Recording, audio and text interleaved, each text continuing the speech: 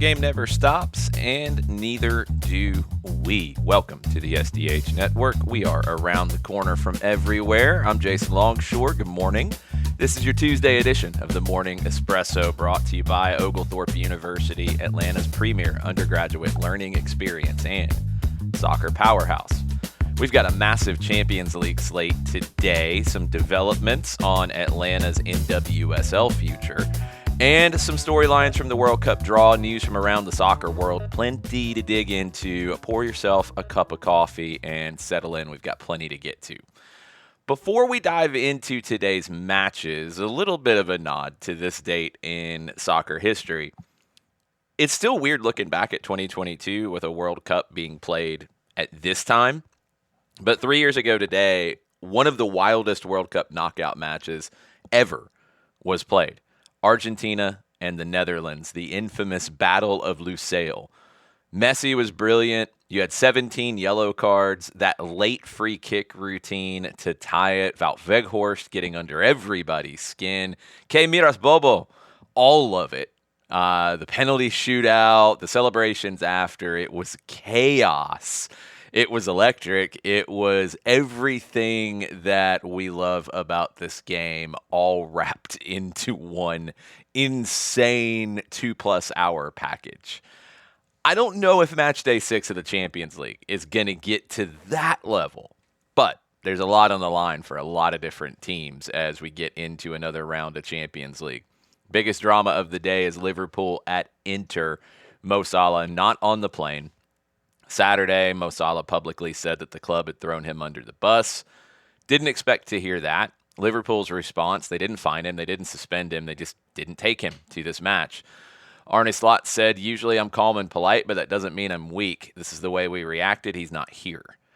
Liverpool haven't been good in general lately. They're 13th in the Champions League league phase table. This match was already tricky. This is a distraction they didn't need. Inter have won 4 of their last 5 Champions League matches. They are a team that is pretty good at capitalizing on weaknesses, and Liverpool's got a few on the field and now off the field. It seems like the club is backing Arne Slot in this situation. We'll see if that continues if the results don't improve.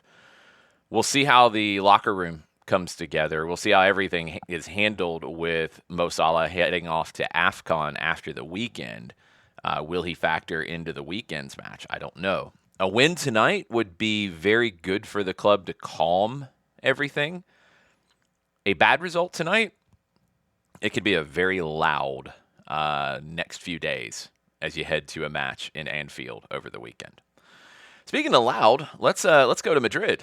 The headliner tomorrow is Real Madrid hosting Manchester City. The drama is already peaking and bubbling over. Madrid are in one of the roughest stretches they've been in a while. 1 win in 5 league matches, a home loss to Celta Vigo, doubts about the dressing room chemistry, and now add in a concern about Kylian Mbappe's fitness after he missed training today. Not the moment that you want to face Manchester City, who has been inconsistent as of late, but they've scored a ton of goals as of late. They've just been inconsistent on the defensive side. Real Madrid has not been good defensively. This is looking like a very entertaining match for neutrals, but also a very drama-filled match for Pep Guardiola and, more importantly, for Xabi Alonso, who is dealing with reports out of Marca and other spots in Spain that his job is on the line in this match. He insists that he has the full support of the squad. He said that twice yesterday in his press conference. Spanish outlets have been reporting on internal doubt within the boardroom and in the locker room. There's been meetings among club executives, according to reports, and speculation that the second team manager, Alvaro Arbeloa, or Zinedine Zidane or Jurgen Klopp are names that are being talked about that could take over if things continue to slide. This is always a big game. It's become a Champions League derby of sorts, but it feels like this one is almost a referendum for Xabi Alonso this early in his tenure at Madrid. I don't know. We talked about it on Soccer Over There last night. I don't think it's a good idea to be in this spot if you're Real Madrid. I don't think there is something on the other side that will help you fix this. I think you run the risk of making a move here if you don't win tomorrow and making it all much worse. We'll see. We will see. Some other Matchday 6 notes. Barcelona, they will host Eintracht Frankfurt, still stinging from that 3-0 loss to Chelsea. They are still missing Ronald Araujo. He will have a suspension in this match after the red card last time out, but he is also unavailable due to personal reasons. They have to stabilize a little bit defensively. They've responded really well on the league side, so they should be fine, but we will find out as they host Frankfurt tomorrow. Chelsea, they are traveling to Bergamo to play Atalanta. They are missing Cole Palmer, missing Liam Delap. Palmer only just back from injury, so they're taking it easy with him. They don't want him to play 2 games in 3 days. A little bit of a test of their depth, which they have plenty of, as they are 7th in the Champions League table. Bayern, they can lock in their 5th win of this league phase early today as they play Sporting Lisbon. Tottenham, who lost 5-3 to PSG last time out, they get a much kinder matchup this time around with Slavia Prague. Atleti, PSV, Monaco, Galatasaray, Marseille. Plenty of games today with knockout seeding on the line. 8 games in the league phase. This is game 6 for everybody, and it starts today. Early one to get it started at 10:30 as Kairat Almaty hosts Olympiacos. Update on the Atlanta NWSL training ground. Denise Dillon of Fox 5 reports that last night the city of Marietta approved the purchase of a 33-acre property on Franklin Gateway, land that they are hoping will become the training home for Atlanta's NWSL franchise, which will start its games in 2028. It's just a half mile from Atlanta United's training facility, closer to Delk Road. It's across the street from Franklin Gateway. City officials see that as a huge advantage, the proximity. Mayor Steve Tumlin has already begun conversations with Atlanta United, with AMB Sports and Entertainment, about how the property could serve the new team. It's a big play from Marietta, a long-term investment in women's soccer infrastructure in that area as well. The training ground for Atlanta United has started to revitalize that area a little bit, add more in, add the Franklin Gateway sports complex as well, and yeah, this is starting to have some real impact in the area. Now, it's not clear if this is going to be the location or somewhere else, more than likely nearby, I would assume, but I don't know if that is a definite. This is an interesting play from Marietta to continue revitalizing this area. This was, I think, going to be an IKEA facility, and it never got done. It's been cleared out for a little while. I don't know what kind of time you would need to prep, and I don't know the full details of the 33 acres, honestly, because some of that would affect how you'd lay out fields, building, et cetera, et cetera. It is a half mile away from the existing training ground, but you're going to build something completely separate. So having it close but not attached, I don't know if that's a good or a bad thing. It's fascinating, but keep an eye on it. Denise Dillon of Fox 5 with that report last night. Some World Cup 2026 news and prep. We continue to count down to the tournament. FIFA confirmed yesterday that we are going to see 3-minute hydration breaks in every match, regardless of temperature or venue. And they're going to do it midway in the half. So 22 minutes into each half, you will get this. And at a stoppage, the referee will send the players over for a hydration break. In addition to just making more sense doing it in the middle of the half, and in addition to needing to have the hydration breaks in many venues because of the temperatures, this also is a big positive for the broadcasters. Look, it gives you a predictable window. It gives you 3 minutes that you know you're going to have. Very easy to slot an ad or two in there. Very easy to slot a overlay in there of an ad. You got lots of different flexibility that you can do here. I think it gives coaches a lot of flexibility as well in how they want to handle things, how they want to use that 3 minutes as a coaching moment.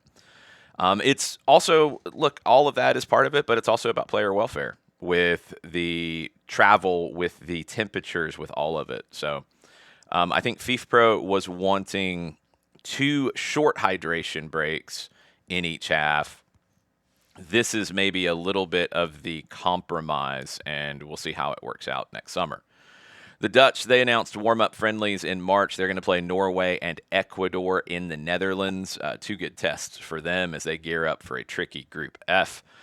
And we're also starting to hear more, and I think we'll dig more into this as we go, how teams are going to prepare for the travel distances, because you will have travel factor into this tournament. The games are separated by a pretty good bit.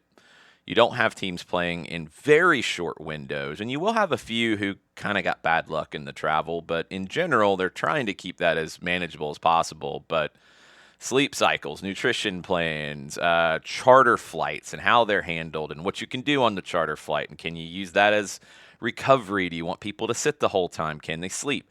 All these different things, every little bit that can make you just 1%, 0.5% better could separate going deeper in the tournament or going home early. Let's go to Italy. Christian Pulisic, he is continuing to deliver in big moments.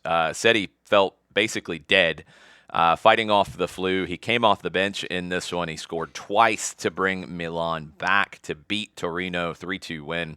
Pushes Milan back to the top of Serie A. Pushes Pulisic into the race for Golden Boot. Italian papers went nuts, giving him sky-high ratings, perfect 10 from some. That's the dude for the U.S. men's national team. And right now, that's the dude for Milan. He is just on a different level. And I don't know why there's a reluctance maybe to give him the credit that he deserves. There still is that feeling of like, yeah, but no, I don't think that should be the case anymore. I think what he's doing is extremely impressive, and he should be the face of everything for the U.S. men's national team going into 2026. Some other stories as we bounce around. Wrexham, the ownership group of Ryan Reynolds and Rob Mack, has brought in Apollo Sports Capital as a minority investor. Helps fund the redevelopment of the historic Cop Stand. They're aiming for a 28,000-seat footprint in the coming years as they chase the Premier League. That climb continues. Very smart from a financial perspective here to get some extra help behind them, as Ryan and Rob have done a great job lifting this thing up. But when you're talking Premier League kind of money and you're talking redevelopment kind of money, you need some backup. And now they've got some additional backup after bringing in the Allen family as well. Across South America, finals are taking shape. Estudiantes, they advanced past Gimnasia in the La Plata derby to face Racing in the final in Argentina coming up this weekend. In Colombia, Atlético Nacional, they collapsed against América de Cali. Now they've got a crisis as they will probably miss out on the Copa Libertadores. A big miss for them. The Colombian format is probably too hard to explain in this show because it's a little complicated with how they do it. But the final will be Junior and Independiente Medellin in the final for Colombia coming up this weekend. I'm not going to try to explain how we got there because we might be here a while. The refill, rapid fire look at some of the other headlines. Turkey's betting investigation widens. 20 suspects formally jailed, including top flight players from Fenerbahce and Galatasaray. Manchester United yesterday 4-1 win over Wolves. Bruno Fernandes with the brace. The first goal was a comedy of errors all the way around, but it ended up in the back of the net. Arsenal star and England star Leah Williamson is back in the Women's Champions League for the Gunners after 4 months out due to injury. Tottenham and Chelsea, they have scheduled off-season friendlies in Sydney, Australia, as both clubs expand their global tours for the summer of 26. Crystal Palace, they have drawn 6th-tier Macclesfield away in the FA Cup next round. That'll be a fun one on the road. PSG's owners, they have now moved towards acquiring Belgian club KAS Eupen as their portfolio grows. That club is in the 2nd division in Belgium right now. That's your morning espresso for Tuesday. Make sure you tune in tonight to Atlanta Soccer Tonight at 10 p.m. on 92.9 The Game in the Odyssey app. I'll break down all of today's Champions League matches. We'll look a little bit deeper at tomorrow's. We'll also dig a little bit deeper into the World Cup draw now that we know the groups. Some of the surprises that we're looking for next summer. I'll give you a few teams to keep an eye on that I think we're very fortunate in the draw and maybe have a better pathway than they thought they might get out of this draw. Thanks for starting your morning with us. As always, the game never stops, and neither do we here on the SDH Network, and neither does Oglethorpe University. Big thanks to Oglethorpe for supporting the Morning Espresso.